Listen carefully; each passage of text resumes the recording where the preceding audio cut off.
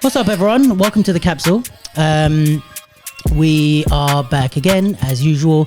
Have another couple of special guests as we do every week. I have to say the guests on this sofa have been increasingly amazing. So well done to me, basically, is what I'm trying to say. There's always, great people, and I'm happy to have the people come and sit on the sofa and chat to us, and it's a real pleasure to have another two special guests. We have, do you prefer Hanna or Trilsy? Hanna. I feel like Trilsy was a lifetime ago. Really? Yeah. Do you not go by that anymore? I mean, if you know me as that, you call me by that, then cool. Yeah. Fair. So we have Hanna, and we have some guy who she brought. I don't really know him that well, but wow. But apparently he choreographed a few things. I don't know. Just a few. Yeah, just a few. I don't know. Nothing major. We have Kenrick Sandy for the for the second time actually on the podcast. If you didn't check the last episode, it was when we did the collaboration with Tally's III program, and we had an episode with Kenrick and Jonathan Burrows, who wrote the Choreographer's Handbook. That was a good episode, actually, I thought. The sound could have been better, but that is not my fault. Such is life. Such is life. How are you both? How's things? Grand. Yeah, man's good out here. You get me? What do you mean? Wow. Good. Wow. We were actually, let's continue the conversation that we were just having off the pod.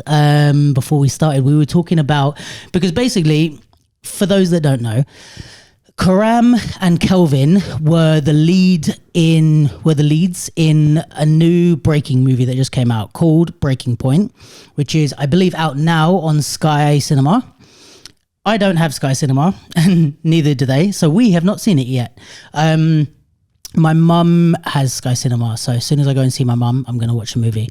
But yeah, first of all, congrats to them, because that's cool for them to be able to, call themselves the leads in a movie, and to get that like acting experience and getting their faces out there. So that's dope. Congrats. Yeah. But we were just talking about the subject of dance movies in general, because you said you worked on Street Dance 1.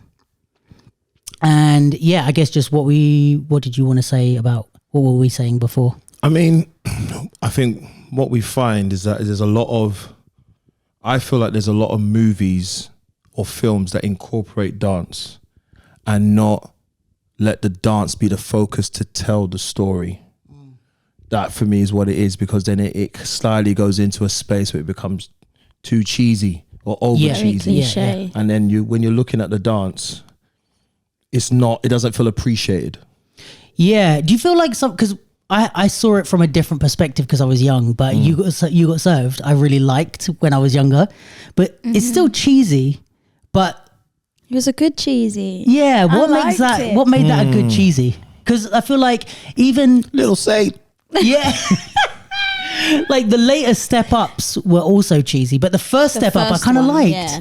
So then it's like, what's the difference between good cheese and bad cheese? I think it was the not the appropriation. I think it was the appreciation of the dance. So You Got Served in Step Up, they went in on the dance, like the dance battles, the all the different scenes that you had the dance was full out. Plus musically was good. You understand what I'm saying? Yeah. So with a couple of others, You Got Served, like we use some of the tracks in battles now because of You Got Served. Like that drop track is like exactly. So it's fire music. You're gonna hear a lot of fire music. Whereas depending on what kind of licensing you have, you might have to do original music, and sometimes that's not always the best case. Or making sure that the content of routines and stuff like that goes with the music. Yeah. So if you're gonna make us do the routines on one track and then you put a track out on top of it, make sure it complements, it brings fire. If it doesn't bring fire, then you're easy as a fellow dancer watch the film and be like, yeah, that's dead. Like, why is that there? And then you just carry on watching it and you're just like... Well, a lot of I'm saying but you don't almost definitely know this, but like with movies, when they have like club scenes and stuff, often there's no music playing in the clubs and it's just people like that, and then they put the songs on afterwards to mix the levels properly. But that's fine, I guess you can get away, because sometimes you see people and you're like, why, especially as a dancer, you're like, why are they dancing so offbeat? But it's like, because there was no music. But at least put a metronome. Yeah, and match the tempo, you'd think. Beep, yeah.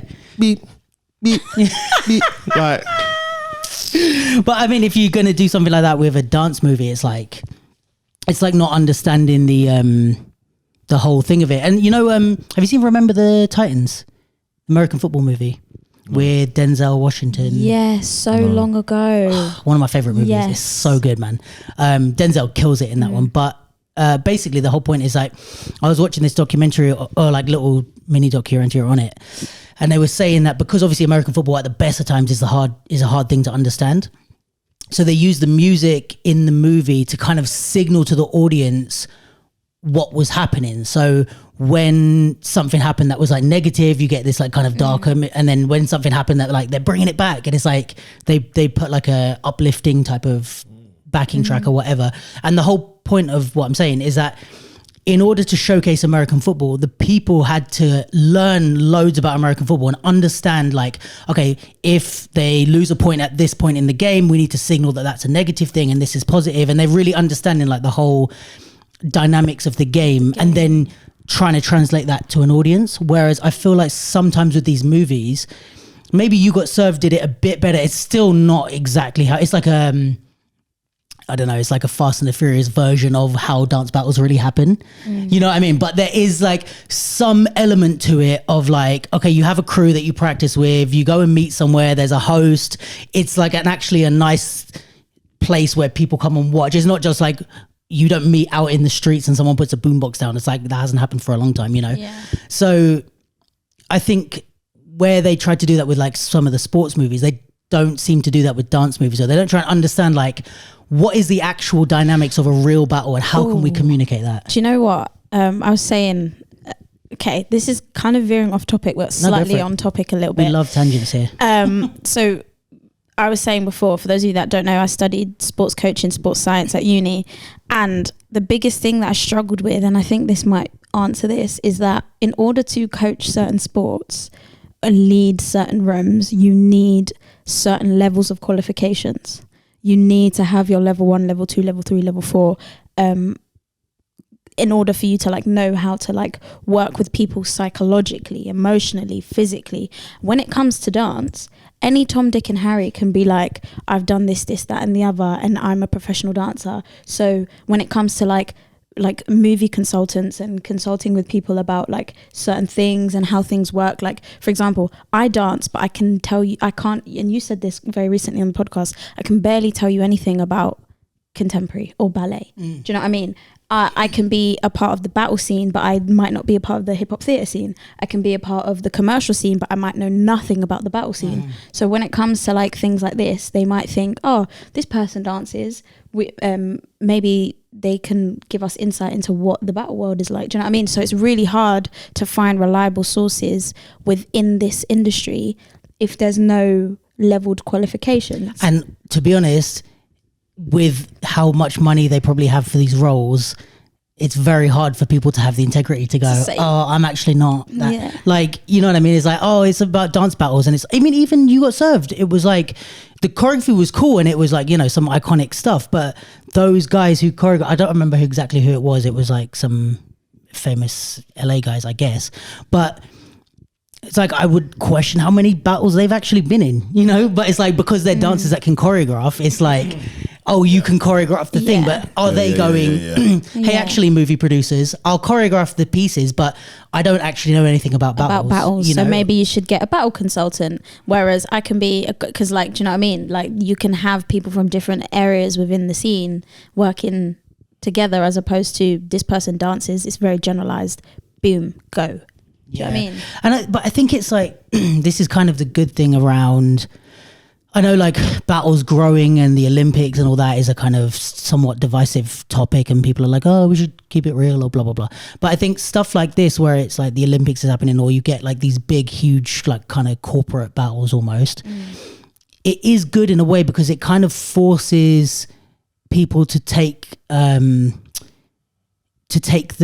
thing seriously, I guess. It's like, if you think about skateboarding, like back in the day when it was just kids at a park, like doing skateboarding. Probably a lot of the movies were these stupid movies where they go in the air and spin 17 times and come back down and all that. And then you get skateboarding in these big corporate competitions and the Olympics and all that. And now like skateboarding, they have like skateboarding consultants, or they have people like Tony Hawk come in and say, is this a realistic trick? How can we make this look good? But I think it's because it shows, oh, this is a thing we need to respect. They start to respect it, as opposed to like, if they can get away with, like, especially without like, I don't know, infrastructure, anything like that, or like, like you said, even like qualifications or whatever. It's also a case of like, the community might be pissed off, but who's going to complain? Like, they can get away with it. You know what I mean? They can just do anything on a movie, and it's like, well, what are you going to say? Like, you have no power, you have no voice. And I think now we're getting a bit more organized and a bit more structured. There are, people that can complain, and there's like, if the Olympic breakers come out and say this movie is rubbish, it's all right. Now we're starting to listen, you know? And also, like, within that, I think we also need to be prepared statistically. After a new sport comes out within an Olympics, the want to do it increases so much. So we are going to have so many new young people wanting to take part in things like this. So, like this movie, for example, it's massive.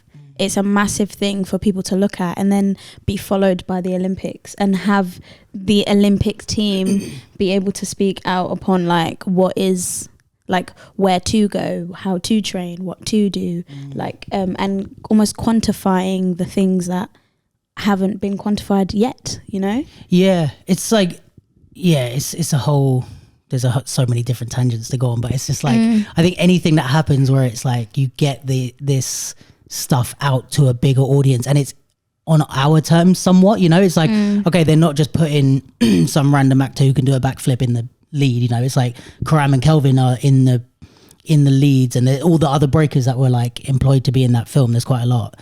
So it's like, okay, there's real breakers in this movie.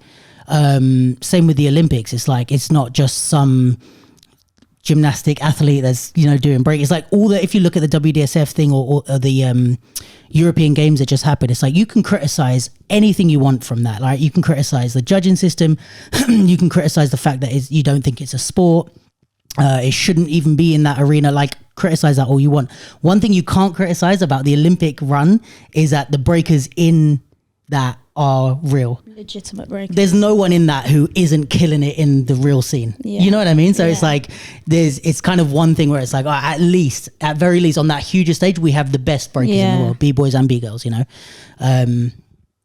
I think is like, it's always going to trickle down. I'd be interested to see, I don't know if you've seen it already, but like we've seen a lot of the kind of stuff that Boy Blue do on the lower like community level or the class teaching level. If you're getting a lot more like how do you say that? Like people coming in, or participants. Yeah, like since the Olympics has been announced, or people that are coming in being like, oh, do you teach breaking or anything like that? To be honest, no. I think that there's been less since pandemic. Okay.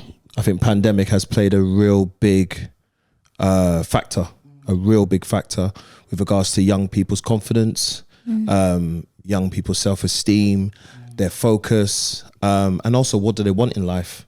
You know what I mean? We lost a lot of people during pandemic. So, and a lot of kids, even mine, my son was in year 6, going on to year 7. He didn't finish year 6. Wow. Do you know what I mean? So because of that shift or that not finished moment, some of them have gone kind of more into themselves. So I think it's now starting to push a bit more. It's starting to get better. But I know for a fact, talking to a lot of different dance teachers, we lost a lot of young students. So I think now with breaking being a part of the Olympics, I think now trying to push more of the battle stuff and I think we need more like dance platforms. Maybe something we should talk about exactly, which is about performance platforms and like the battles, just just opportunities to express. I think the more that things are being promoted, are being pushed, whether Breaking Point is good or not, and even with some of the stuff that we've done before, like Street Dance 1, Street Dance 2, All Stars, all of those different type of dance shows or dance films, I should say.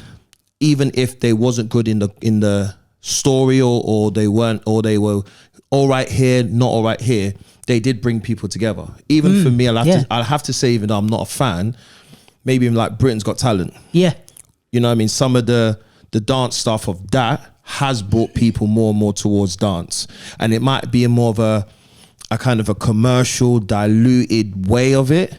But once you come into it, I hope that us as the community give people the truth and give them the right foundation and the right feeling of it. So I think now, you know, it's about pushing not only just the big platforms, but we need more dance platforms. Yeah, 100% agree. More performance platforms, more battle platforms. So yeah, I think like it's so interesting, this thing about like taking something like pure and like trying to spread it to as many people as possible, because I feel like, and tell me, like, poke holes in this theory, but like I feel like you can't spread something to that many people without diluting it a little bit, right? Because it's like the reason that we are purists in our respective dance areas is because we spend all the time, all the energy, all the whatever on living our lives and being in the culture and researching and watching stuff and blah, blah, blah. But for like a casual person to look at it, like if I go and watch a movie about tennis, do I care that it's not perfectly accurate to how tennis... Not really. Like if I get drawn in and I want to learn more about tennis, I'll go. And I know, like if I'm watching Fast and the Furious, it's even the first one, which is a bit more rooted in reality. Like I wouldn't expect that that's exactly how street racing was. If I'm watching a football movie, I'm not expecting that's exactly how football is. It's a movie. I know I'm at the movies. So then I go, oh, this looks quite interesting. Let me go research more about the reality of it. Or even like, you know, kind of going off on a tangent, but you know, the Oppenheimer thing that's coming out is like, I was watching some documentaries. I haven't seen it yet, but I was watching some like little Vox videos and stuff about him and who he was, because I'm like, I know I'm going to get a sensationalized version at the cinema, even if it's like Christopher Nolan, super gritty, whatever. I'm not going to get it's not a documentary, you know? So I'm going to get a sensationalized version. So then if I want real facts, let me go and look it up and research. But I think if we want to get dance out to everyone, it's like almost like this funnel approach, you know, where it's like, okay, yeah, what do they want to see? I want to go to the movies and see something fun, easy to watch, blah, blah, blah. I don't have to think too much. Okay, let's give you that, but also lead the breadcrumbs of like, oh, you like that? Here's like the next place to go, which I think is, let's say with Breaking Point, is a good thing why Karam and Kelvin are in that. Because if you're like, oh, this breaking thing seems really cool, like this movie was a bit cheesy and I did enjoy it, but what if I wanted to do that? Let me look up the leads. And then you follow the thing. I think the problem is when those breadcrumbs lead you in the wrong direction. But it's like with this one, hopefully it's like you look up Karam, you look up Kelvin, you go, oh, well, who are they? Where do they train? Oh, they train with this crew. Oh, cool. Here's some videos on YouTube of them. Oh, cool. You're in the culture if you want to be. Like, it's like, but then you're allowed, this is the last thing. It's like, I do think you should be allowed to enjoy a culture without having to do hours of research. Like, is there a way that we can give it to you? And it's like, do you want to just watch a movie about breaking for one day and then never think about it again? It's like, go for it. But like, if you want to come and learn more, then do. Rather than you're not allowed in this door unless you're going to do 100 hours of research at all. Do you know what I mean? I hear you. I think, but key thing you brought up for me is mindset. Okay. Just listening to what you were saying, that's your mindset. Your mindset would be, okay, I've seen this, I've been exposed to this, I want to understand it further, I'm going to do my research. What I feel, because there's some things that you brought up, which was if we spread out, let's say we've got this new style and we spread it across different countries, one of the key things that does influence the change is sometimes the culture of that country, the traditions of that country, and the music of that country. Yeah, for sure. So I've seen that a lot, especially from a hip hop freestyle point of view, especially if you look at, say, France. Yeah. They use a lot of their music. Yeah. And it doesn't mean that it's American hip hop, it's French hip hop. Yeah. Same with over here. When we do All Styles Battle, a lot of All Styles Battle that we do, we'll have grime, we'll have garage, we'll have drill music incorporated, which other countries may not incorporate. Sure. So therefore it changes the substance and how you dance to it, you know, especially where the snare is not on the 2, it's on the 3. Yeah. So things like that, you know, bring a big influence. But I think what it is as well is that it's a mindset situation. It is, are you willing to try and learn this? And I think what tends to happen is that for those who do put the hours of work into the style, when you then have someone coming into the style and is not putting the same amount of work into it, and then trying to go for that kind of scholar level of, I do this because of, sorry to say, social media likes and influence and all that kind of stuff, you're looking and thinking, am I a mug or something? Do you know what I mean? Why? You then question the why of putting it out there. And this is where sometimes, from a purist point of view, you may go, I'm not going to teach no one, because I could just see it getting diluted. It's going to be put into like a competition set, and they're going to use it because it's going to give them points. You know, put like 2 8s, 10 seconds worth of this, going to give me 2 points or whatever. You're not really caring about the style. You're not really caring about the distribution of the style. But let me just put it in because it just gives me added points or added, likes or added influence on, oh, wow, yeah, we did a little bit of this, or that group does a little bit of that. Do you know what I mean? Yeah, and I think from my point of view as well, the biggest issue with that is that we don't have the infrastructure in place to stop that happening. So if you look at like the NBA or whatever, even with the like, I used to have this argument with my dad all the time when I was a kid, but like the and one players, right? I was like, they're so sick and blah blah, and I used to watch the little interviews they do and stuff on the mixtapes, and I'd be like, oh dad, they could definitely make the NBA if they wanted to, like they just choose not to. And my dad's like, if they could be in the NBA, they'd be in the NBA. Like there's no, like Jason Williams was in the NBA and like he did, and he's like, no one turns down an NBA contract just because they don't feel like it. It's like they'd be in the NBA if they had the skill level. Of course, this looks great and they can do all the tricks and stuff, but like, and he kind of tell me, and I'm like, no, they're super dope. And this is the thing where it's like, okay, let's say if we're taking basketball as a parallel, these people in the M1 thing got super popular and like almost more popular than some NBA players. I watched the documentary. Oh yeah, so good on Netflix, right? Yeah, but there was, let's say there's the infrastructure of basketball, which is the leagues and the NBA and stuff. So there's a certification of like, okay, they're the most popular people, but if somebody wants to know if they're like a really real basketball player, do they understand basketball, do they understand the fundamentals? It's like, that's where someone like my dad would go, well, if they were a good team player, if they could run plays, if they could understand strategy, if they could play defense, they'd be in the NBA. But probably they can't, and they can put the ball in their t-shirt and spin it around, but that's one aspect. Whereas, that's very fair. You know, like say with dance, it's like that's the problem that we don't have, where it's like, okay, somebody can be on TikTok,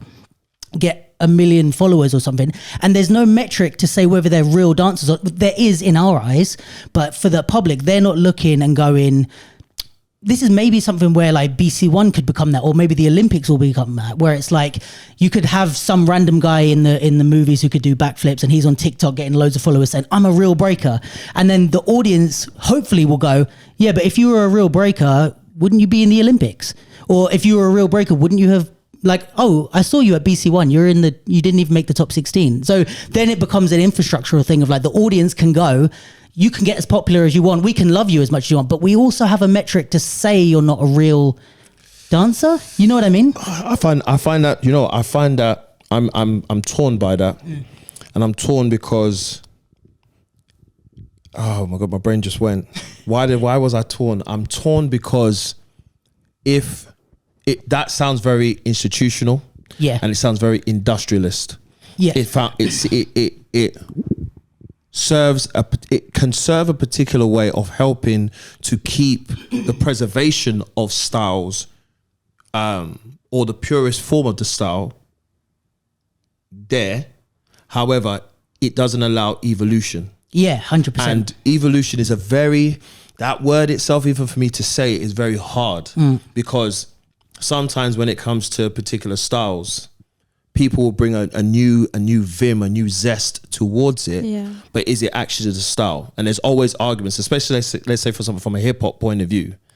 Hip hop now to how we used to battle before is very, very, very different. So, or for me personally, it's very, very different. Definitely. How do I now, as an older cat in this scene, judge hip hop?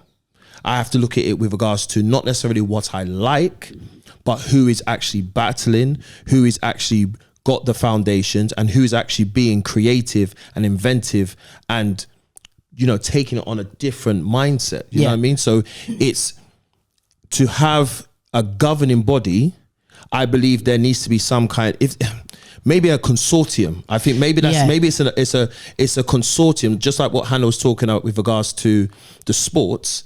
If there's a consortium who are not it's gonna sound so bad, G-checking people, saying, where's your foundation? Like what are you doing, or what have you been doing when was the last time you battled?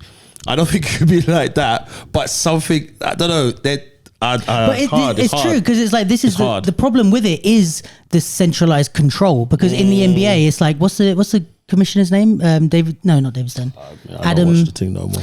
The guy who's like in charge of the NBA, he makes the decisions for the whole NBA. So he dictates how basketball works, and the rest of the world follows the NBA for the most part. The European leagues are a bit different, but it's like how all the kids are playing and stuff is based, like, you know, when they have the 3-point line and then Steph Curry is doing this, he changes the whole game of how it's played. If the commissioner goes, we're getting rid of the 3-point line, the whole game changes, right? And to have that sort of power in dance is where it's like, that's where it becomes a problem, because then it's like one person or group of people saying this is how. And it's not a sport where there is a rule book. This is a culture where there isn't a rule book, but we're trying to sportify it. So then if we give them the power over the sport, does that also then give them the power to say, no, if you're doing something different, you're not valid, and therefore they dictate the culture? So I 100% hear that. And I think, consortium is definitely better. But I think this is kind of the hard thing, because it's like, so you know what we were saying before about like kind of anyone being able to say they're a dancer or whatever and get these jobs and stuff. If we go down the route where we keep it cultural and we keep it decentralized, and we keep it like no one's in charge of this thing, it just flows and moves, you kind of have to also accept, I think you have to accept with that, this approach maintains the culture, maintains that authenticity, but it allows rogue agents to come in, take the culture and piss off of it and do whatever they want. Yes. And that's the cost of keeping things real. Or we start to, structure the culture and refine it and keep it and say this is and this isn't what hip hop is, or this is and this isn't what popping is. And therefore, then when someone says, like when people go on Britain's Got Talent and they're like, yeah, I'm a pop locker, and we're like, we know you're not, because we know like we know what it's supposed to look like. We know what the rules in air quotes are. So we can look at you and go, you are not the thing. But then that when you are not the father. You are not the father. Okay.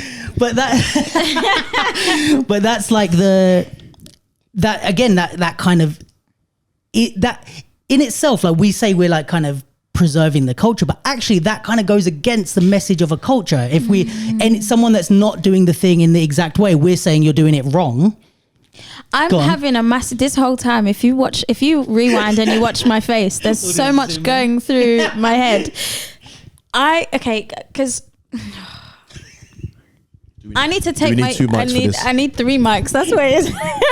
No, I need to take my uni hat off, and I need to take my sport hat off and my governing body hat off, because taking about 100 steps back to the point in which you said, when I watch like a tennis movie, this is kind of like, I don't expect it to be 1,000,000% accurate, but it's opening my eyes to something that I might potentially want to do, or something that I might potentially want to look into.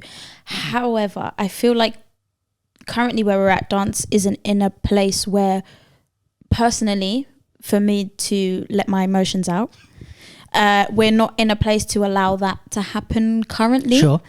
In terms of like it's too fragile. It's not like, currently we have so many different things that push and pull what we are and who we are, whereas when you look at like tennis, people know what tennis is. You've got Wimbledon. Sure, when you look at football, people know what football is. You've got FIFA. And when we talk about this, because and again, dance has so many different subcategories. So specifically what we're discussing right now is battling per se. Yeah. So I genuinely think that as long as foundations are like present, manipulated, used, I think there's so many different ways to create a system to judge. Yeah. And I think there's so many different things that we can do. And you're absolutely right. When we're like, no, this is what it is, we are hindering the culture of what it is, when we're hindering the development of what it is. But also at the same time, there are so many people that are so rooted in what the style was and not is, if that makes sense. Yeah. It's just hard because I think that there's so many different ways that we can quantify or judge or what's the word I'm looking for? Not institutionalized, but like categorize maybe how we look at styles. And I'm interested, I don't know, have they announced how they're going to be judging breaking at all? Do they know anything? Well, we did actually no, did we talk about it on the pod with Manny and Stephanie? I'm not sure. Let us know in the comments if we did. But yeah, there was all right, people are going to cuss me for getting this wrong, but I'm going to say it. So don't cuss. They did, as far as I know, Renegade and Storm made a judging system which was trialed at the Youth Olympic Games in Argentina. Okay. Then that judging system was used as a model to create the one that's in the Olympics now. That's like the most short version. There's probably details in there I'm missing. Don't cuss me.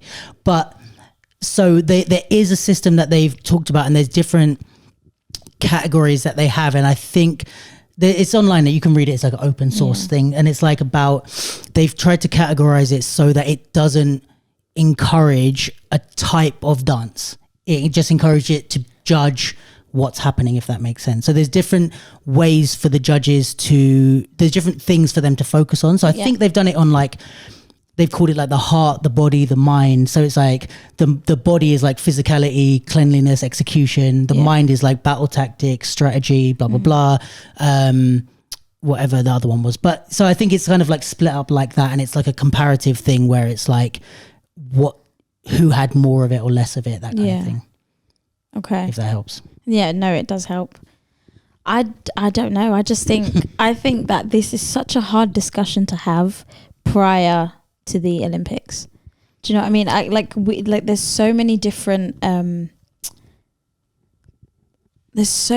points of views that can go into this, and there's so many, but when we look at it as a sport, because for me, like, it's an art, but it's also a sport. It's also this, and it's also, do you know what I mean? So it's like, how do we wrap our brains around something that we've known for so long to now become, although we know we're athletes, to now become, this is a sport now. Yeah, I mean, like, I think our only point of reference is skateboarding. I don't think there's any other, well, besides maybe, like, I mean, you could look at gymnastics, but they've changed the thing into a sport to fit judging criteria, if that makes sense. So in gymnastics, you get points, obviously, for the tricks existing difficulty and your execution of the trick. So there's like, you can know if I can do this trick and I can land it, I will 100% get this amount of points. Yeah. So there's no like edge, which they've kind of got rid of in order to fit it into the thing. And like skateboarding had the same things that we had, but they're a few years ahead of us, I guess, where it's like, okay,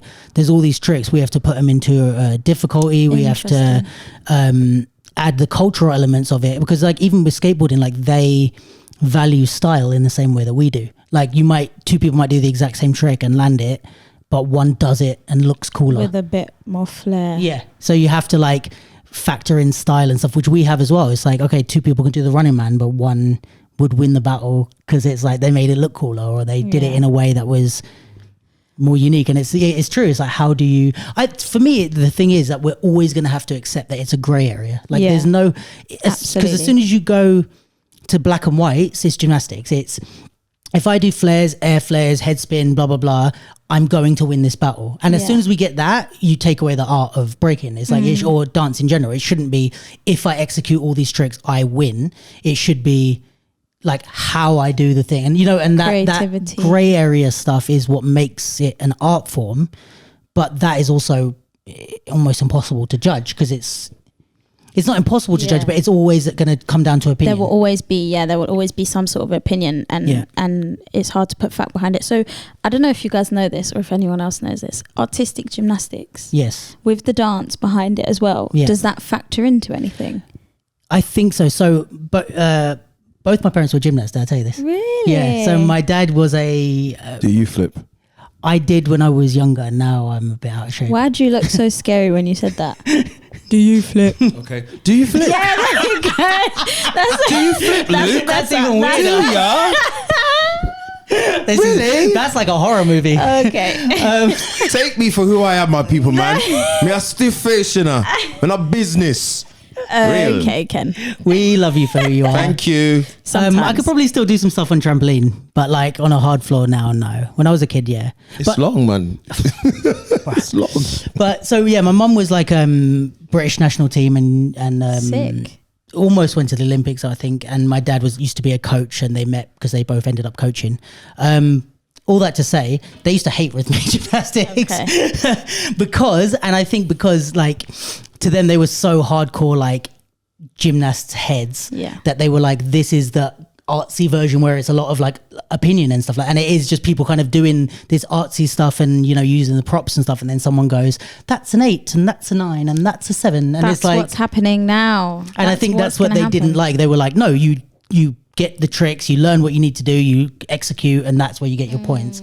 Whereas, so I get where maybe there's like a kind of parallel where I think, say with something like rhythmic gymnastics, I think that is probably being judged in a similar way to, not in a similar way, but with the same things in mind as like skateboarding and breaking, where it's like, okay, this is an artistic sport. We still have to rank who's better, but also how can you judge like, style, or how can you judge even with breaking with stuff like biting or cultural relevancy? You were saying about judging hip hop. It's like, I think that's something you really have to factor in. It's like, even if you take rap and you take like old school New York hip hop, or like Atlanta or like South, which is like, taking over all of hip hop now, but it's like the flow of old New York hip hop was like, we would maybe judge a rapper, and I still struggle with this sometimes, but we would maybe judge a rapper on his ability to like sit in the beat and for it to flow on like a rhythm, like you could tap your head just to the a cappella almost, right? Tap your head, nod your head. Or tap your foot, nod your head. Don't get those mixed up. But now sometimes with the way, like, especially if you look at like, I don't know, like Little Baby or people like that, who their flow is a bit like, it's still rhythmic, but it's a bit more sing-songy. It's a bit all over the place. It's not one consistent flow. Like if some old Nas tracks, he'd kind of keep the same flow through the whole song, and they're like switching up every 8 bars. They change it. It's like a bit more dotted here and there. So let's say, for example, if we're this is a whole other conversation, but if we're saying that the dance kind of mirrors the style, maybe in like old style of music, in maybe when we were kind of doing more battles back in the day, it was like more, the thing that was valued is this rhythmic flow that is always constantly there. And now what I'm kind of wrapping my mind around is that the way the younger guys dance, it's like, just because it's not this consistent bounce that I see every time they do anything like this for the entire round, which we used to value, is like, you just, no matter, even if you're at the top, you just see the head do like that, just bouncing, right? Now, just because it's more erratic and more changey doesn't mean there's not a rhythm to it. It's just a different type of rhythm. And I think you have to look and differentiate between someone that's just throwing their arms and legs around and is playing with complex different rhythms and in different ways and that type of thing. So I think it's like, and it's really hard because it's like there's no rule book on this, so we all have to kind of figure this out in our head. And there's always misunderstandings. Like there's so many people that will watch styles and be like, this isn't hip hop anymore, or this isn't popping anymore, or blah blah. Or people that will be like, fuck you old guys, like this is what we're doing. And it's like it's so hard for people to articulate how a culture is progressing, especially while it's progressing. 100 years, there'll be a textbook that explains everything we're going through. Like, no problem, they'll have figured it out. Historians will be like, oh, and then hip hop culture did this, and that's how battles became like that. While we're in it, it's like, it's so hard to articulate this and structure it and keep the flow going and understand it ourselves, let alone explain it to fucking Sky, or like. However, go on. Being on beat is being on beat. Yeah. And if you're offbeat, you're offbeat. Agreed. So I hear that, because some people may dance from like a percussionist point of view. Sure.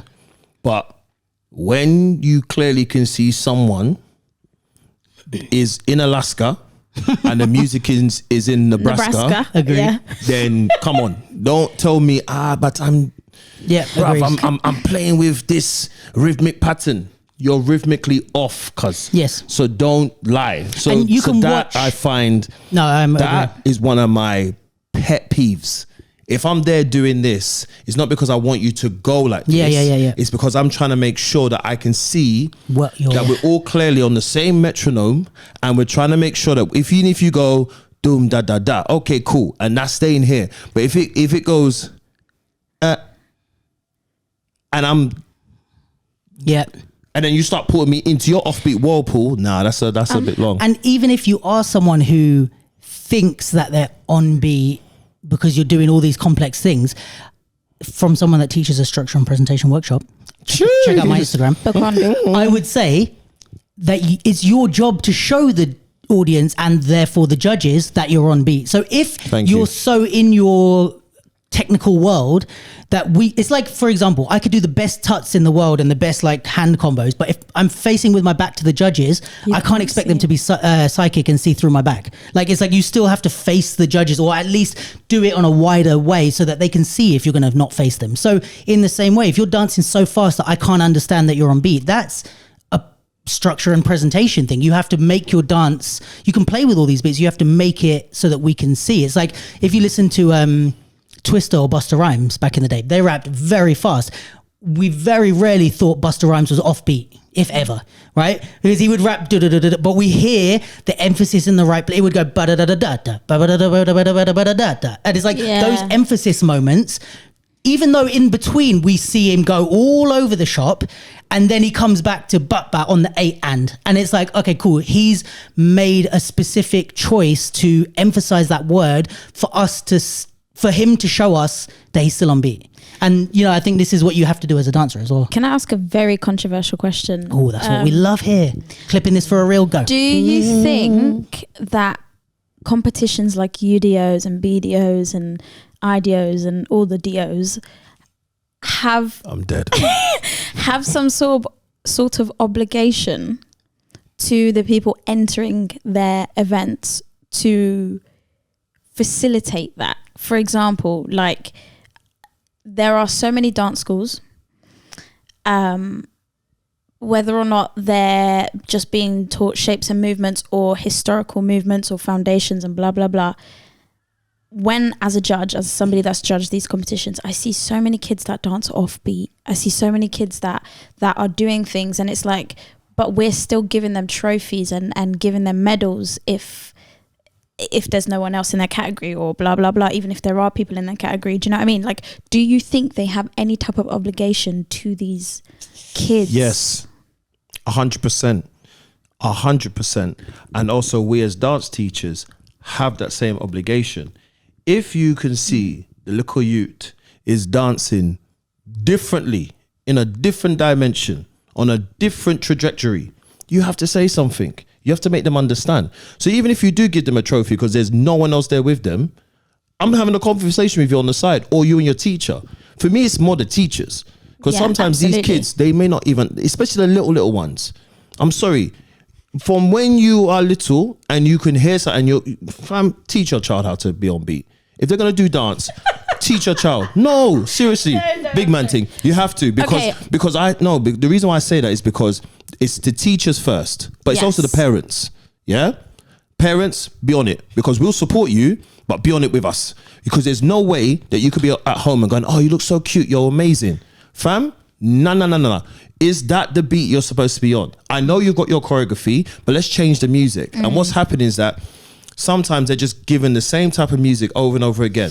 Another track comes in and it's a rap for them.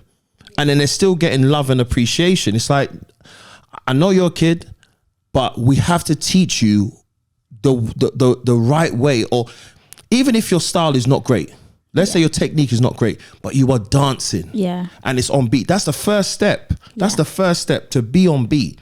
Teach your children how to do that. You know what I think one of the big issues with this is, or why that's the case, is because this culture is mostly an over 18s culture, right? In the sense that all of these styles were born from like clubs or whatever parties and from adults. This traditionally, I would say hip hop actually wasn't a kid's culture. I don't think, right? Like, absolutely not. People talk about all this like as if it's like a big family fun thing, and it's like peace, love, unity, having fun, and it's like I don't think when these styles evolved, it was any kids. Even in how this. battle culture originated, it was an alternative to fighting. Do you know what I mean? Like it's not. Yeah, and even the disco stuff is all music and dance. But yeah, that's different. My thing is that regardless of the style, music and dance has been around from the beginning of time. Sure. Yeah. Because if you look at dance was worship. Yeah, for those who are into that spirituality, it was worship. So you're dancing on beat. So my thing is that regardless of the style, regardless of whether you was born into this, there is still a metronome, or there's still a beat. There's still something that is going with the drum or with the heartbeat that makes you have a consistent relationship with the music. Yeah. Now, if you are not with that, you're not having a relationship with the music. And for movement and music, in order to be in complete harmony, it is for you as the body to make sure they become one. But what? Okay, and I hear you. And to take it back to the question, what can competitions do? For example, like for me personally, like if I'm judging a comp fun, I personally don't feel 100% comfortable going up to a dance teacher and being like, yo, you need to pattern your kids because they're dancing off beat and it's all of them. And you know what I mean? Like and I really, really strongly believe that these competitions have some sort of obligation to, because these are the next generation of kids. Like, and every time I judge, I see so many kids dancing off beat, so many young kids maybe even over sexualizing movement. Do you know what I mean? With their costumes and the way they look when they're dancing, like that. Anyway, that's what I'm with you. What do you think? I think that there's a lot of obligation in different ways. I think it's hard to. Well, I say it's hard to put it in writing, but I think I could if I was like hired as a consultant. But like he does everything, guys. Just book him. No, but I mean, like what I mean by that is like I would have to sit down and like really go through their rule book and the structure of the competition and be like, okay, this is where we need to make changes. Because the times when I did UDO, right, it's like, this is only based on my experience, which was a while ago, admittedly, and only in UDO. So that's my disclaimer. But they had like, you do your scores and it has all the different boxes for different things, which at the time I remember being pretty decent. I think like John Graham, Clara, people like that, like helped to come up with the criteria. So I was actually like, we could probably use this criteria in battles. Like it's not bad. It's like foundation, musicality, performance, execution. Is this teams or solos? This was for teams, yeah. Right? Okay. So then, and one of the things that I noticed was like they have a thing where, and it was only one like row, but it was something along the lines of like, you can say if there was like, was there swearing in the music that you want to flag? It was like a flagging row, right? Time. If you go over the time, there's a lot of time. If you but it was more like almost, how do I say this? Almost like things that were not tangible. So if you, like there was one, it was costume, it was swearing in the music. Yeah. It was certain movement. Yeah, that you thought was inappropriate. Depending on the age group. So it was certain movement. Yeah. And it was also time as well was another thing. Yeah. But okay, I'm trying to remember if there's any others. I think it was those three that were the main ones. Because there was, when I did the training for UDO, we obviously, the way they train, which again, is like, we could probably use this for battles, but it's like they make you watch a bunch of videos of UDO and then you all score it in the room how you would score that thing. Yeah. And then you discuss it with the head judge and you say, this is why. And if you can articulate it, blah, blah, which I think it wouldn't be hard to do that. If you're running a battle, it's like, get your judges in a few hours before the battle itself. It's, you're paid for a day usually if you're judging a battle. Watch some battles, get someone who knows what they're talking about as like a head judge. Yeah. Watch some rounds and see what the judges think. And if they're, giving really bad examples and bad reasons, then don't, whatever. Anyway. Don't work with them, yeah. But what I was saying is that, so when I was doing the training, there was a group of kids that did like a Spice Girls thing. Yeah. And one of the white kids wore like an afro wig for the which is the black girl? Mel C? Mel B. So I flagged that and I was like, I don't know that I feel super comfortable with that. Like, and we had a whole discussion around it, but I was like, if I'm judging, my instinct is to flag that as like a not appropriate piece of costume. Like in the same way that, you know, if it's over sexualized or whatever, I was like, that kind of crosses the line for me. And again, it's like, there's some of these dance hall, sections that they're doing in these things, and these are like 12-year-old kids, and it's like, you don't know what you're miming right there. You know what I mean? And it's like, but your teacher does. So it's like, I think something like that, where there's these like things that you can flag, I think that might be a good thing, because that's in a inappropriate sense of like things we should watch out for. But I wonder if there's also something on the technical side of it where it's like, okay, cool, you technically ticked all the boxes to win this. However, as a judge, I need to flag that you're offbeat, or I need to flag that you whatever. You know what I mean? Like these. I think you're absolutely right, and you're hitting the nail on the head. But that is all with the teams. Like when we're talking about solos and you've got the individual kids, you don't really have a criteria per se to work with. You just see a bunch of kids, and somebody said this to me once. No shade. But how do you judge kids that, like, let's say there's two kids and they're both offbeat, and they're both equally offbeat, and they're both equally, do you know what I mean? Like, what do you do then? Do you know what I mean? And there's like a whole sea of children that are like, are doing their solos, and it's just like, there's so many faces, and you just write the number and you pass it on. But really and truly, like, that was a very disappointing cohort. No, but I people. think like Rago, you're both offbeat. I'm not giving neither of you a trophy. Ken, come back in an hour. So Ken clearly thinks my name's also Ken. So I just need to get some dreads. Can I say why I don't necessarily agree with that? Is because there was a battle that I heard about a while ago that it was advertised as a top 16. This was not in the UK, it was an international one. It was advertised as a top 16. And then apparently on the day, they just did a top 8 because the level wasn't high enough to do a top 16. I strongly disagree with that, because I think your job as the judge is to choose the top 16. Is not to choose a good top 16. It's to just, out of who you get, you have to choose the top 16. That's what that means, right? It's like, if we choose the winner, it's not the best dancer in the world. It's the best dancer in that competition, in that structure. Like, they might have even won because they didn't battle someone who lost in the top 16 on the other side of the bracket. This happens all the time. It's like, you won, but you wouldn't have won if you got the other side of the bracket. It's happened to me. I slightly did that at the Bergang event. But I did it the other way. I think they were asking me for the top 8. Yeah. I think I saw about 100 odd people. There was so many people. I remember so many people, and I just went nah. them. I said, fam, I can't do that. A top 8. Can we go top 16? I think that's better the other way though. I went that way because I was just like, you from all of this. Yeah. There was probably about 80 to 90 numbers in that room. Well, we have often like people that do, like, you know, it's the top 8, but then they'll say, I need to see these 4 dancers dance again, and I'm going to choose 2 of them or something. I don't disagree with that in the sense of, I want to see more, because essentially what you're saying is like, there's a lot of people who are kind of on the border. I want to give them all a chance. Because what you could have said is like, all right, I'm going to really go in and just pick, you know, these 8 or whatever. But you're like, it would be really unfair to say to someone, you're like, that border is too strong. Like, you're not in the top 8 or you're in the top 8, rather than, okay, you weren't good enough to be there, but you're in the top 16. So I don't necessarily disagree with that, but I just think it's like, say with that type of thing, it's like, okay, I do think is on the part of UDO or whichever DO. It's like, DO. You need to train your judges, because I think I've judged and I think that's so fair. It's like, there's so many people in this one, and you see the ones that stand out, but then there's a ton in there. And I think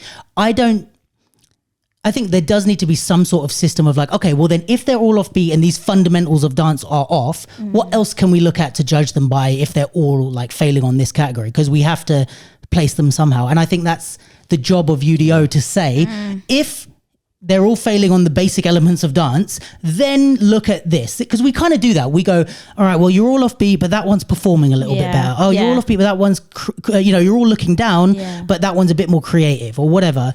So if there was a standardized way of like, this is the order of things that you prioritize, then it would be easier. Because I think, you know, say with, I guess like fight sports or like maybe boxing has different rules depending on the organization. Association, yeah. So it's like, all right, in this one, that is a little bit, where maybe in golf or other things they have that as well, but where the rules are like European basketball to the NBA, different length quarters, slightly different rules.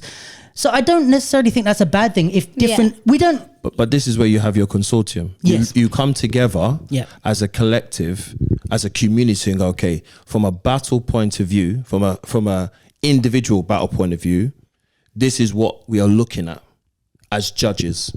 And then from a competition point of view, this is the criteria. So key thing, you have to be on beat.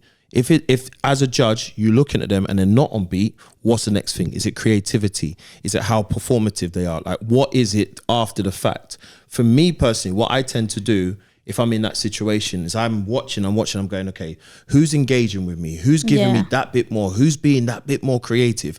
I understand that we want to make sure that it's open to everyone. We don't want to, I mean, I'm being harsh to a certain extent because I'm like, now come back. But it's a thing of whereby I want to appreciate. And that's the key thing. As a judge, as a teacher, as just a fellow peer in the space, I want to appreciate. And it's not necessarily I want to appreciate with regards to my preferences. I want to appreciate what the actual key thing is, which is to dance on beat. So if you're doing that, I appreciate you. Then after that, how you take it, how you be creative, how you look at, your footwork, your body dynamics, your effects, your floor work, whatever it is you're doing, then I can go, okay, boom, the reason why I like you more than this person or why I favor this person is because that person gave that extra bit of this. From a battle point of view, they took your moves and they killed you with your own moves and they took it somewhere else. Yeah. So now I can give you reason. But if always the reason is you're offbeat, all I'm going to do is just make you feel crap about yourself. So therefore, when you're talking about, who is not to blame, but who do you need to, give accountability? Who has accountability? Yeah. A lot of times it's the dance teacher. It's the dance teacher. You have to, as a dance teacher, look at your students and get them on beat. Then talk to the parents and say, I need you to help them with that. We need to support the kids because all you're going to do is give them full streams. Those trophies slightly sometimes give them full streams. And it shows, you was a participant and we appreciate it's a level of affirmation.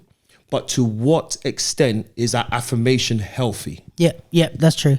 And I think with regards to the solos, I think what would fix a lot of this in one move would be to disqualify anyone who's doing solos with routines. If you made the solos freestyle only, that is it would change the game.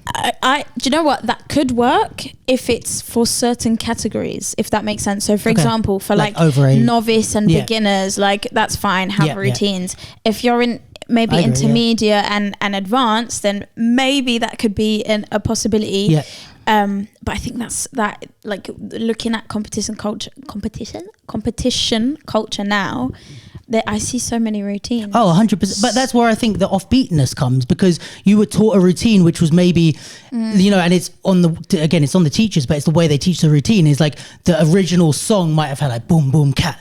And then when that other thing doesn't have boom, boom, cat, the routine isn't built around rhythm. It's built around hitting different shapes and musicality. And I think I see this a lot with combos now, where I had to like readjust my understanding. I almost got too deep in the hip hop freestyle world. So then now when I go back and look at like choreo combos, sometimes I look at them and I think, why are they so offbeat?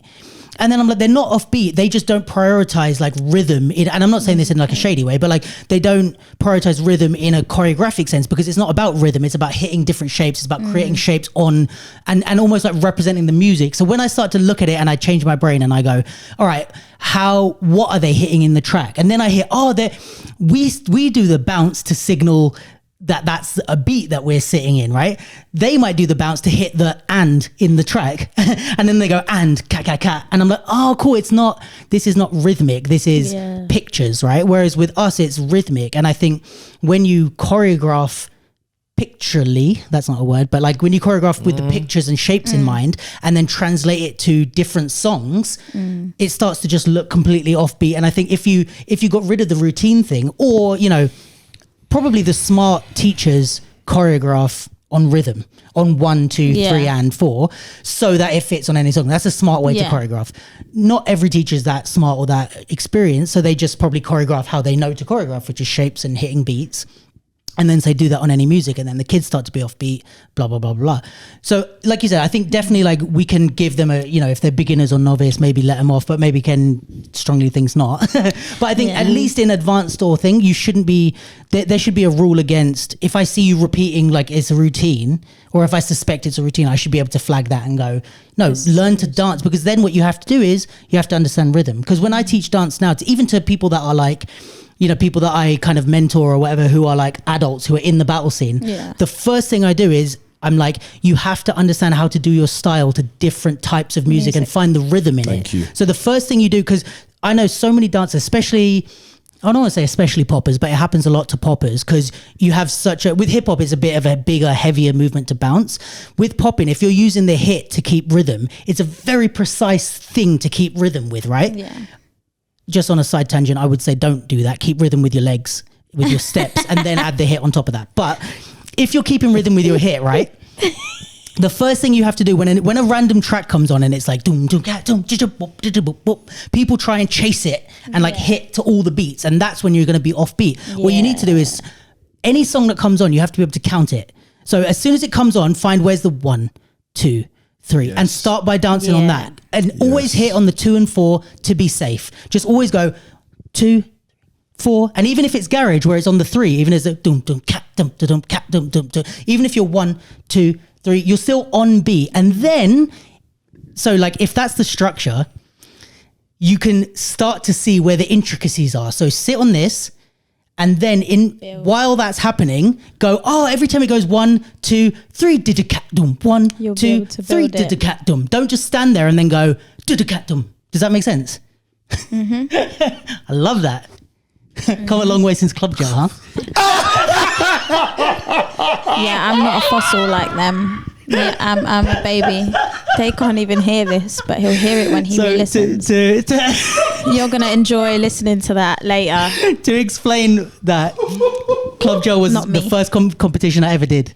And it was in 2007. And I was terrible. And Kenrick was one of the judges. And that's how I first met Ken.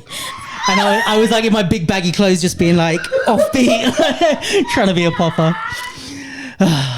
Actually, to be fair, he did do the thing, to give him credit, he did do the thing that he said. So I didn't pass through the thing, but he did call me over and teach me how to work on my waves. Like I was sitting there, he goes, come here. And he was like, all right, I need to show you how to like do a wave properly, because my waves probably sucked at that time. Oh, well, but yeah. Can't relate, guys. Me, no. You've always been sick? No, I said no. I said, like, I can't relate, guys. I'm dope. I'm not a grandma like these guys. You know, I'm not. How dare you? This is like age generate. Like it literally is. Oh gosh. Anyway, all that to say, sorry, bringing it back. Rewind. Is I think the outlawing routines would force people to take that approach. If you outlawing is so strong, but like if you say no routines, it's like, okay, well then any song could come on, which is what happens in battles, and the only way I'm gonna ever do good is being able to have a routine that I find the 1, 2, 3, 4, and then do the routine on that. Yeah, you know what I mean, rather than just going, oh, I was taught shapes, routine, not taught to find the thing. So I think that would be my first suggestion to them, is like get rid of the routines, and then second suggestion would be to give your judges a priority list. Here's what you're judging on, but if they fail at all of them, what do I go to? Or like if you fail at the fundamental stuff, where do I go then? Yeah. Because it's a reality, with that many people, you're going to have a lot of people who aren't. You can always find something. I mean, like whether or not the two kids hypothetically are offbeat, like there's always, like you said, there's always something that we as dancers know that, okay, this person, like you said, is performing more, or this person's looking up, or this person maybe did a Bart Simpson and I saw some sort of foundation. Yeah, so it's like they're offbeat, even though it was off, at least. Do you know what I mean? Yeah. But to preface, it's okay to start off and be offbeat. It's okay. He raised his eyebrows. It's okay to start there. However, like when you're judging competitions and you're seeing the same kids come back week after week or month after month, and they're doing the same thing, then you have to question, stop staring at me like that. I am listening with my eyes. Listening intently. I'm listening with my eyes. Okay, Yes, understand. Like that you don't have to automatically, like Ken said, be like, that was rubbish, or you're offbeat, or fix this. Like, there's different ways people learn. There's different ways people take things in. Some people have to, like, for me personally, my journey was watching my videos, being like, oh, that was so bad, and keep filming everything that I did, and then eventually I'd be like, oh, kind of like that kind of works with me, and then eventually finding more comfortability within my style and with musicality and blah blah blah. I think potentially competitions should do training with teachers as well, and dance schools. I have an idea. Shall I tell you my idea? Please. This is before you say your idea. Go on. Sorry, I just need to just say this. Uh-oh. I'm not saying that if you're not on beat, you're dead out here and you're not allowed. That's not what I'm saying. And you're not allowed. it's not allowed. It's not allowed to be. What I'm saying is that it's a key fundamental for us as judges to understand that you know what music you are dancing to. Also, if you watch the film Save the Last Dance, there's a moment where two of them are doing this. Yeah? If you really need that foundation, watch that film. That's like the most realistic part of that film. Yeah? And also, he says, what does he say? There's a fucking such a good quote when he's like, oh, don't you only square dance or something? And he goes, no, I dance circles, probably around you. I love that quote.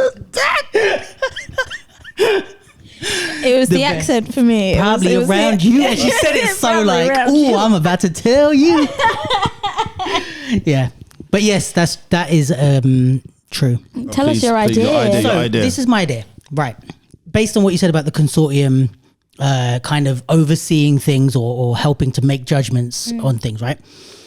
I mean, maybe we're the people to organize this, and maybe I will at some point, but I'll just say this, put it out into the world now. So I don't remember exactly who it was, but the guy who invented the seatbelt for his car, it might have even been Ford, but invented the seatbelt for the car. And he said, and this has happened multiple times in tech and business and stuff, where he said, this is too much of a valuable thing to patent or copyright this, or to charge people to understand this technology. So he put it out as I don't know how you call that, but like basically as an open market thing. Like anyone can download the blueprints to the seatbelt because the cost of me keeping this to myself is too high, and it's going to help the world if I put this out, there's lots of examples. You know, we always complain about big businesses and sucking the life out of the world and whatever, but there are a lot of, Elon Musk's done it with a few things where he's put things out as like open source, I think it's called, where anyone can download the thing and understand it. Right. My suggestion is, if anyone's listening, it needs to be organized somehow, but if a consortium of people got together who are the powerful people in the scene, created these sort of judging systems and ways of doing things for different things. So when you're doing this type, we have standardized things. We have battles, we have UDO type competitions, we have choreography competitions, we have artistic kind of more freestyle open things, whatever. We know what the things are.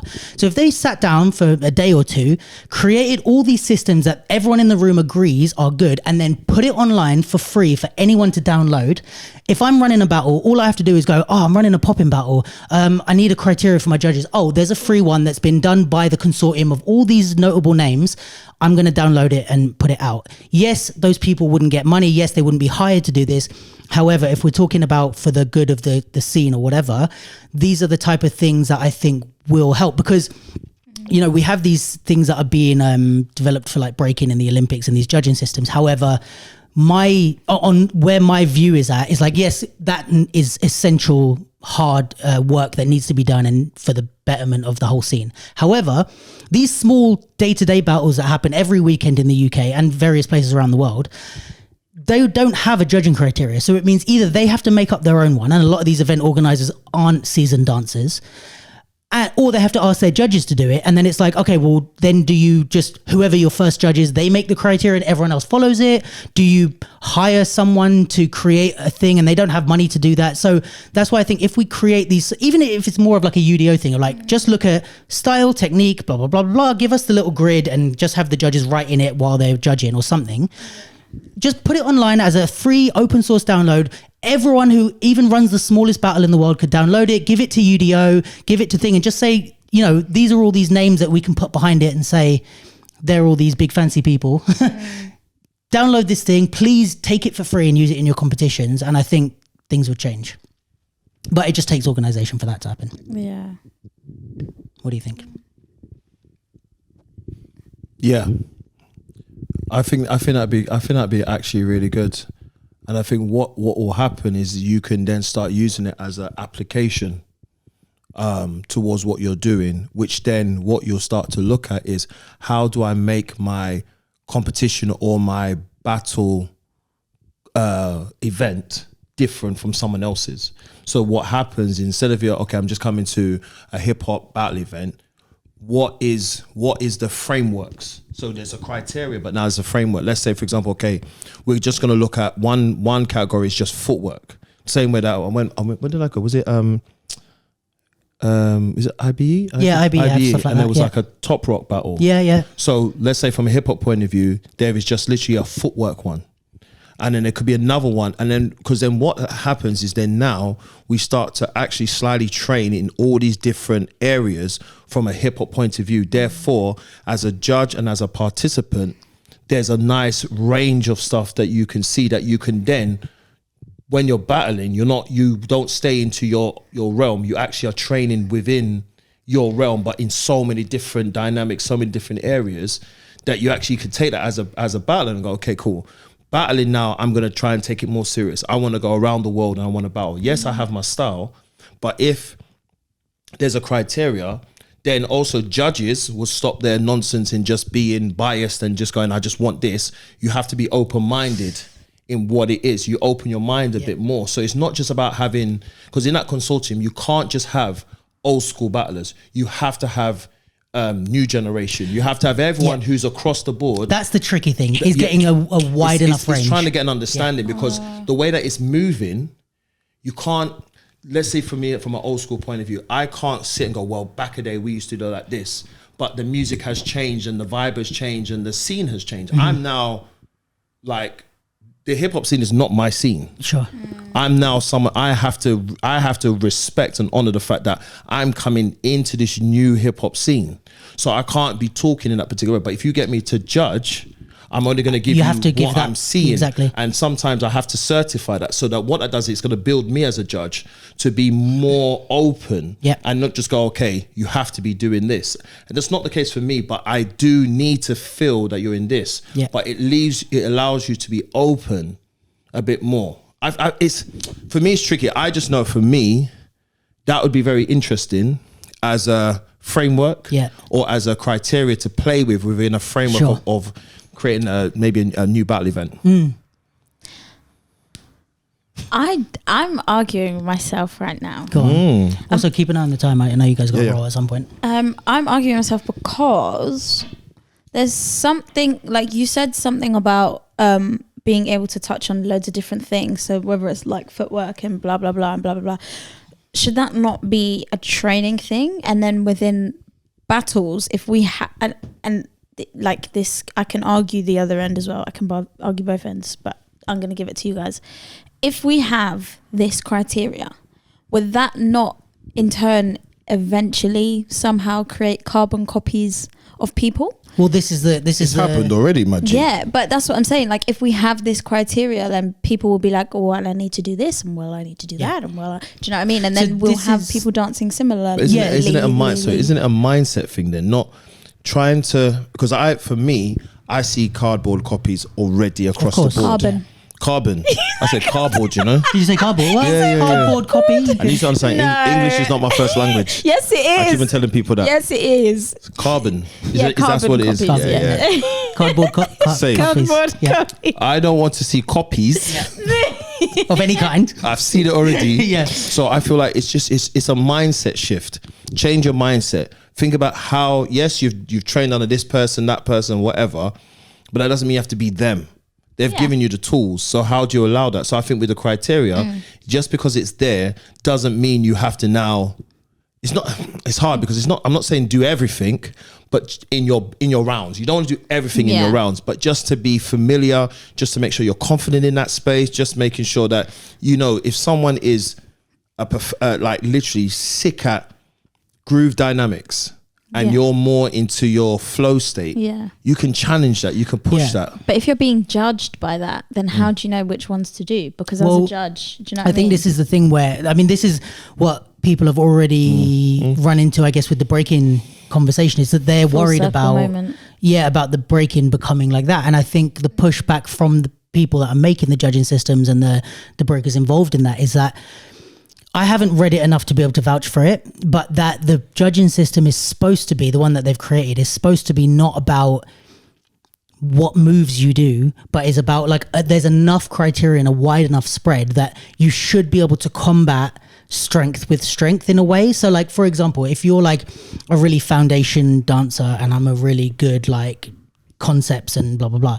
It's like, okay, we need to weight these things so that it's a really, I'm not saying it's an easy thing to come up with a judging system. It's super hard, but it's like I think the way that you do it is you need to weight it so that, right, the things that are more important have a little bit more weight, right? So if we say like being on beat or foundations, maybe that has a slightly bit more weight than maybe your athleticism or something like that, right? But it should be also weighted fairly enough that you can be really strong at foundation and I can be even more strong at like concepts or something like that, and it should kind of even out in the sense that I shouldn't feel like completely invalidated because that's my strength, but I shouldn't also be able to only do that and still win. You know what I mean? It's like it's really tough, but you have to, I think it's all about the mathematical aspect of it. It's about the numbers of like, okay, if we make this so much that like, right, as long as you do foundation, you're going to win. Or if you do enough vocab moves, no matter what they are or how you do them, you're going to win. And that's bad. But I think if you put in there almost like, put it this way, from how I had it explained to me, the judging system, I think, is not supposed to be about what to look for, but it's about where to look. So it's like the judges could be just looking and going, oh, he does more foundation than him. He wins, right? Which is maybe more of an old school mentality. It's like, he's doing all the foundation. He's not doing any foundation. He wins.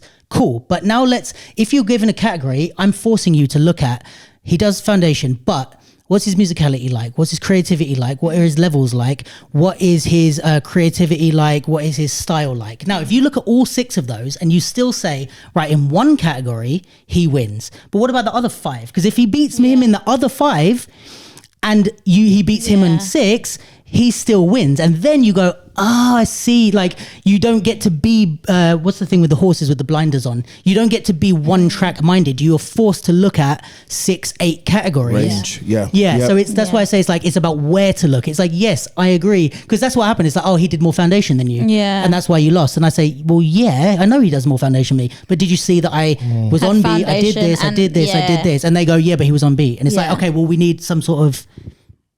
It's a question then. Yeah. Right, some sort of... I thought he's going to fart or something. Yeah. Some sort of... Okay, so then a question for that then. Yeah. Is one round enough? Very fucking good question. This podcast is never going to end. I think no. Never going to end. I think no. I'm 100% on. What do you think? I think one round can be enough, personally. And I genuinely do. And also, please, for you out there, say, as a judge and as a battler, is one round enough? Yes. What, as a battler or as a judge? As a judge, and you see me? Okay, hold on. And also, is one round of 45 seconds enough? Like if it was a 3-minute round, that's a different story. 3 minutes. Stamina. But yeah, I think 1 minute round is very different.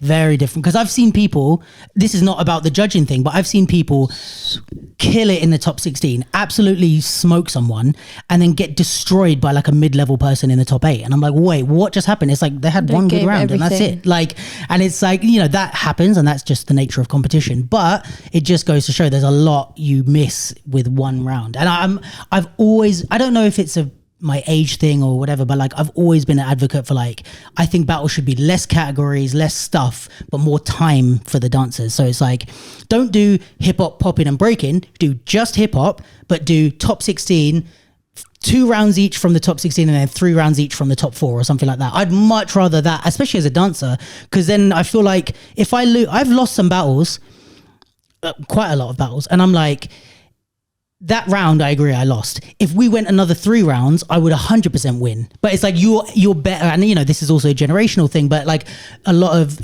maybe you can speak to this. We need VAR. No, I genuinely I have do. another. I genuinely do. I have something on this, and there are some debatable things that have been on it. I think we do need VAR, and as a videographer, it's not that fucking hard to implement. And you can ask any of your battle videographers to do this. I think what we should do is. First, and I argued with Sean about this on one of the pods, but like, I think we should film prelims while the judges watch. So the judges sit there, watch, everything's being filmed.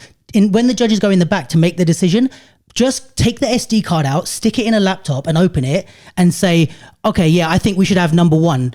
Skip, let's watch his round again. Oh, I'm not sure about number 3 or number 12. Let's watch them both again. Like re-watch the rounds. Don't just go off memory. Like it's, as a videographer, it would be so simple. While everyone's chilling and having a drink, I'll put my SD card in the laptop, open it and just scroll to the place. So it's not hard to do, right? And I think I agree with the VAR thing. Like I think the only problem is time, and we're trying to squeeze a lot of stuff. But ideal world, if the judges could go, or if you could appeal a decision. If you lost and you go, I was just about you're allowed to say one that appeal. They should have a battle where you can be like, no, I don't think I lost. And the judges have to. And if the judges go back and watch it, and they go back, they take it in the back, they look on the screen, because this is what happens in the NBA. They do a call like it was a foul, and then they go, no, we've got like, I think it's like 1 or 2 appeals the coach has, and they say, we're appealing that decision, and it forces the NBA, the referees to look back and go, we were wrong, they didn't actually touch it, the call's been reverted. So I think we could do that. It was like you have 1 per person in the battle, you can appeal 1 decision or whatever, and then you do it, they have to look at the video and go, no, we still think you lost, and then fine, you have to accept it, or we're going to give you 1 more round or whatever. I think that's a good idea. Or it would be the people watching that have the decision to appeal. Because I think it's really hard that's a good idea. That's a good concept. Yeah, as me battling and being like, nah, I could be stubborn with it. And also if I only have 1 and I'm knocked out, I can just be like, right, I'm using it then. Do you know what I mean? So I think if people think that there should be like a rematch, or it was, it's almost like reverse dance your style. It's like you do have judges, but instead of the audience voting, they can say when they disagree with the judges. Because that's, to be honest with you, that's a big part of our scene, is like the crowd interaction, like them, you know, if you do something and the crowd go crazy, it does factor in. So I don't agree that the crowd should only judge every time. That's made me really excited. But that would be a sick idea. Is there a judge that is in the audience? Ooh. Like a secret judge. Like someone else, someone else that's in there that with the inner thing business, they go, no. You like, you see that VAR, you go, no. See that you lot were like dead in your judging. So why would they be in the crowd? What does that? I don't know. I'm just thinking of a ninja. Because it would be cool. Everything that's going on right now, I'm just going, hold on a second. Like, that would be cool though. But is it that you as a, and this is where you have to be honest with yourself, you as a battler, you have like a golden ticket, and if you lose, you put your ticket up and go, nah, I want another. But you can do that at any point. That's what I'm saying. But if you got your ass smoked. Yeah, but people are stubborn. But that's like you said about mindset. A lot of people just do it. Okay. To be honest, I think it needs to be like a whole array of like the people that have just watched it. I even said that about Summer Dance. You know, you've seen Summer Dance where they say, did you win or you lose? Yeah. I spoke to Paradox about that, and he said what you were saying is that like, no, like if I lost, I would have the respect. I was like, I don't know that I would have that respect. Like, I think I would just, no matter who I'm battling, I'm like, oh, I'm up against like, you know, Alex Cage or whatever. I'd be like, no, I won. I want another round. I'm not going home yet. Just for another round. That is funny. Because it's like, if you say you won and they say they won, you go another round. So I'd be like, I want to dance again. I'm just going to say I don't believe it, but I'm going to say I won so that I can dance again. Can you? Sorry, because how does that work? So me and you battle. Yeah. We do 2 rounds or whatever. Yeah. We come up at the end and then they say, do you win or you lose? And you say, I won. Before anyone's judged? Before anyone's judged. You say, I won. And then you go to me and I say, if I say I lose, you go through. No judges. You just, I let you through. And then if I say I won and you said you won, we go another round. Then we do it again. And if we both say we won in the extra round, then it goes to crowd decision. Unless there's... Hey, so I can just keep dancing? Yeah. So why am I going to say I lost? Exactly. I don't want to be knocked out. If I go to summer dance and I've paid for flights and I have paid for accommodation, but I 2 for by nail, I will be staying there until somebody tells me to get on that stage. It's like someone afterwards is like, oh, did you actually think that you won that? I did not think that. I got smoked. I just wanted to dance again. No way. I'm just getting my money's worth, I'm dancing twice. That's what I thought. That's so funny. But you got a roll, right? Oh, you got a roll. What's the They've time, got a roll. Mr. Wolf? It's past the time when you need to leave. Uh-oh. All right, guys, we're going to wrap up because these people are busy, successful people, and they've got places to be and successful things to do. If you don't already know them, their Instagrams will be in the bio. So check them out and check out their work. If you don't already know Kenrick, just check out the Olympics or something. Are you performing anywhere coming up? Performing anywhere? Manchester. Oh yeah, which is also coinciding with your project. Will we be able to see it? Is it open tickets? Can I come? Yeah, you have to get a train ticket up to Manchester. Yeah, well, yeah. So it's a building called teleport. Arriva Studios Factory International. We're doing a piece called Free Your Mind, which is the grand opening of the building. There are 50 dancers, some from London and majority from Manchester. And it is inspired from the Matrix movie, or the movies, so to speak. So it's a big thing for us. It's a big thing for, I would say, Manchester as well, and also for the Manchester dance community. So if you can come up. I'm not sure if it's going to come to London, but if the truth be told, just get on a train, save your money, I'll come. I'll come to Manchester, so or drive up. But I think it's important for us London cats to come up to Manchester and to support. Yeah, because I think there's a lot of times where everything's coming to London. So this is an opportunity and for people to come to Manchester. Always travelling down here. So October 13th is our first preview. October 18th, which is my birthday, in case anyone wants to send me something, Let's go. October 18th is our press night. That's our official opening night, and then we go all the way up until November the 5th. You want to come press night? I'm gonna come to the press night. You're putting pressure on me online. You don't have to say yes, but I just want to make my intentions known that I want to come to the press night. But I don't have to. I won't be offended. We'll talk later. Okay, cool. Either way, I'm going to come to the show. October 13th to November 5th, guys. October 13th to November 5th. All right, I'm going to check it out. You can book tickets now. Cool. They're all online. Oh, are they? Yeah. Oh, cool. I'm definitely going to come and see it. Always a good reason to come up to Manchester, but yeah, I definitely come up and see it, and then we'll review it on the podcast. Well, it is what it is, isn't it? It is what Shit, it is. Just a quick last story before you roll. When I don't know if you know this, when I first wanted to start the capsule, I had this idea and I wanted to do it, and I was like nervous about doing it because I was like, which has been the case. I was like, I'm talking about other people's work and stuff for every week for however long, and I was like, what if people get mad at me, whatever. So I told Kenrick about it. And he goes, all right, like, give me a bit and I'll call you this evening. So he FaceTimed me. And then he was like, all right, tell me your like favorite Boy Blue piece and your least favorite Boy Blue piece and why. Uh-oh. Yeah. So I was like, all right, this is mad pressure. So I told him, and then I explained it and he was like, okay, tell me why, blah, blah, blah. And he was like, okay, cool. Well, as long as you explain it like that, and he said something that I can't remember exactly, but it probably was very rude the way that you phrased it. But basically, like, if people have if you explain it like that and people have a problem, like, fuck them. Yeah. Which was very lovely of you, and it always made me have a lot of confidence to do this. So come on. There we go. But now we'll put it to the test because I'm going to review the show. Sam, listen. He's going to call me like, no, not like that, not like that. You better write it. Like no, I didn't like the way you did that, you know. I come on the podcast and go, okay, so this is how you're supposed to do your podcast. You can come and review our podcast on the podcast. You can be like, this is a shit podcast. Imagine, no. I wouldn't do that. This was a shit podcast because this person was on it, and this was a shit podcast because that's what you do. Yeah, that'd be That's sick. the type of thing that Ken would say. We'll do reaction videos to our last pods. I could do a podcast on just straight bants and just cuss people. Let's do that. That would be... Oh my God. For no reason. You should print people's faces on a piece of paper, and you should do a lucky dip and pick it out. I'll print them out and roast them. Oh, bro, that would be sick. This is something to do over drinks off the pod. Fun. Let's just do this anyway. But I will say, if I did that, then I have to. Then people have to do it. Yeah. It has to be fair. Or you can put a comments thing out and drop a comment if you want to be roasted. Ooh. Basically, so you're signing up for it anyway. Yeah. Send us your dance videos and we'll cuss you. I will not be sending my videos. Oh my gosh. That would be good. If you do that, that would be sick. 100%. That would be people sick. send their videos and they do it for the knowing they're gonna get a roasting. Oh I'm my into gosh. That. Yo, if there's people that want that would be down to this, I would be down. I'll send my videos. We can cut. Oh my gosh. That's maybe where we should start. If you want voiceovers over your video. Let's do it. Oh my gosh, I'm there. All right, so when you guys have a bit more time, come back of an evening, we'll have some drinks and we'll do this. We may or may not cuss people unless we can find volunteers, but let's do this again 100%. with a longer one. But yeah, thank you guys so much for being here. I super appreciate both of you. You're both lovely, wonderful people. Check out both of their work. They're super dope. Because obviously we only have super dope people on this podcast. So yeah, catch you next week, people. And thanks again, guys. Peace.